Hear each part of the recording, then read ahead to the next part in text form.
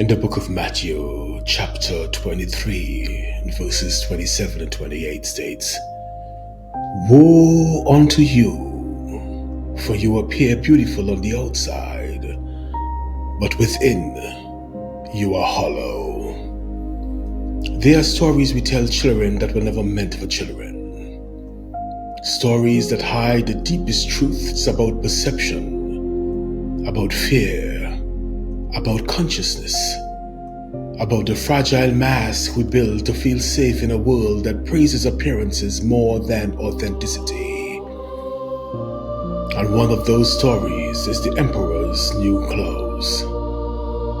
Let me tell it to you the way it was meant to be heard. There was once an emperor who loved the feeling of being admired. Two weavers came to him with a promise. A cloth so exquisite, so divine, that only the wise and the pure in heart could see it. Anyone foolish, anyone unworthy, would see nothing at all. And so the emperor, afraid of being exposed as ignorant, pretended to see the invisible fabric. His ministers did the same. His advisors did the same. Until the entire kingdom was bowing to an illusion. And on the day of the grand parade, the emperor walked proudly through the streets, naked, clothed only in the fear of what others would think. The kingdom cheered, the ministers applauded, the illusion held, until a single child looked at truth without fear and whispered in the words everyone's soul already knew. "But he has no clothes." And in that moment, the spell broke, not because the kingdom suddenly gained sight, but because the courage of one unconditioned voice collapsed the lie everybody agreed to participate in. Now pause with me. Not as spectators of a tale, but as souls standing inside a mirror, because every character in that story is living inside you. And if you are honest with yourself, if you let your consciousness soften and open, you would feel this truth rise in you. There is an emperor in you. There are swindlers in you. There is a child in you. And there is a kingdom inside you that is waking up from the illusions you no longer have the strength to maintain. Let's walk deeper. The emperor is not evil. He is simply afraid. Afraid of being seen as unprepared, unworthy, less than, not enough. Every human being knows that fear, the psychological world calls it identity protection. Neuroscience calls it the spotlight effect. The illusion that everyone is watching you even when they aren't. But spiritually, the emperor is the ego terrified of its own nakedness. He is the self you present to society, the curated version, the palatable version, the safe version, the version that performs better than it feels. And the tragedy is not that the emperor was naked. The tragedy is that he feared truth more than he feared illusion. So I ask you, where in your life have you performed strength while your soul still trembling behind the curtain? Where have you woven a personality to hide a wound you never allowed to speak? Where have you been clapping for illusions just to avoid becoming the one exposed? The weavers were not simply liars. They were archetypes, symbols of the forces that shape human blindness. Every spiritual tradition speaks of them. Gnosticism called them archons, entities that distort perception. Kemet named them Apep, the serpent of confusion who devours clarity.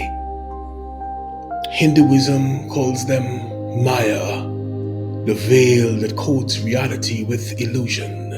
Buddhism speaks of Mara, the whisperer that leads souls away from awakening.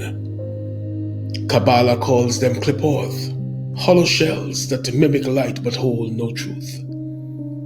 Psychology names them trauma, projection, denial, cognitive bias. Neuroscience names them prediction loops, perceptual filtering, limbic imprinting. But metaphysics reveals their true power. They weave illusions out of your fears. They offer garments from your desire to be seen, your hunger to belong, your longing to feel worthy, your terror of being judged. And without realizing, you begin wearing clothes that were never made of truth, only insecurity. So I ask you, what garments have you been wearing that were sewn from fear? Which parts of your identity are costume woven to protect you from rejection? The cloth never existed, yet everyone bowed to it. Because the brain does not see with the eyes, the brain sees with expectation. When the kingdom believed the cloth was real, the mind rearranged perception to match the belief. This is top-down processing. This is social conformity. This is mass hysteria. This is neurobiological illusion, quantum observer effect, morphic resonance, astral glamour, thought form creation. Multiple disciplines, one truth. A lie believed by many develops the power of reality until one person sees clearly. This is how religion forms. This is how propaganda works. This is how false identities survive. This is how generational trauma perpetuates. Every illusion requires collective agreement, and most people would rather betray reality than betray the crowd. So I ask you, where have you agreed to illusions to avoid being the one who sees differently? Where have you silenced truth to maintain your membership in the kingdom of fear? You gotta recognize the body, the biology never lies. Even though the mind obeyed the illusion, the body did not. Biology cannot fake alignment. The emperor's heartbeat knows. Your diaphragm knows. Your vagus nerve knows. Your gut knows. Your breath knows. Your immune system knows.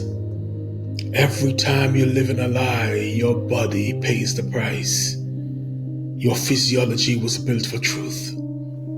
Illusion is an unnatural frequency, and the body must contort itself to maintain it.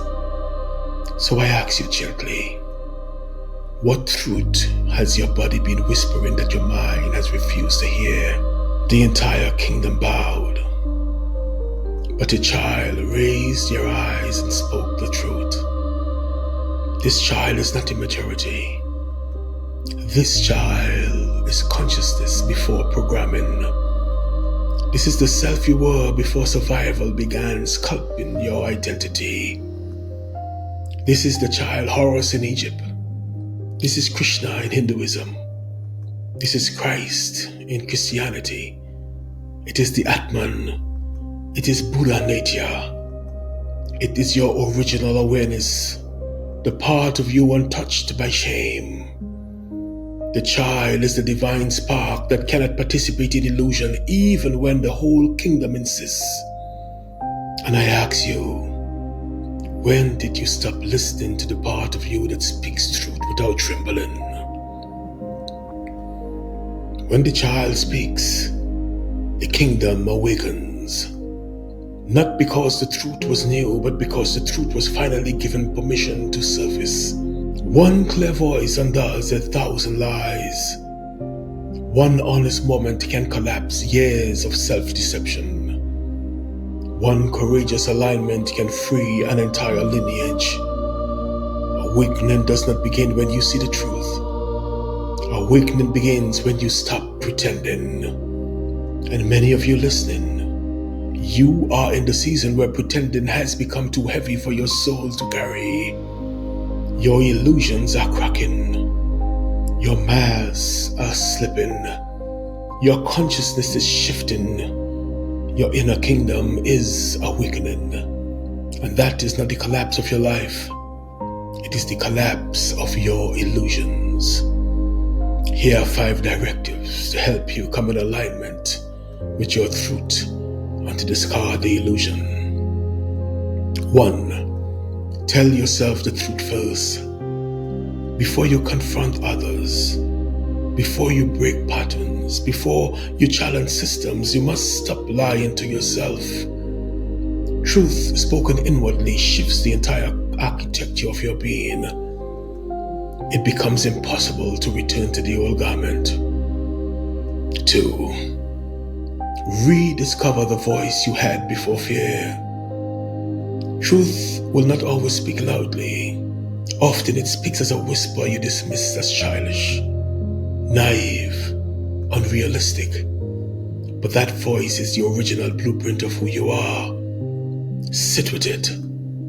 Return to it. Let it lead again. 3.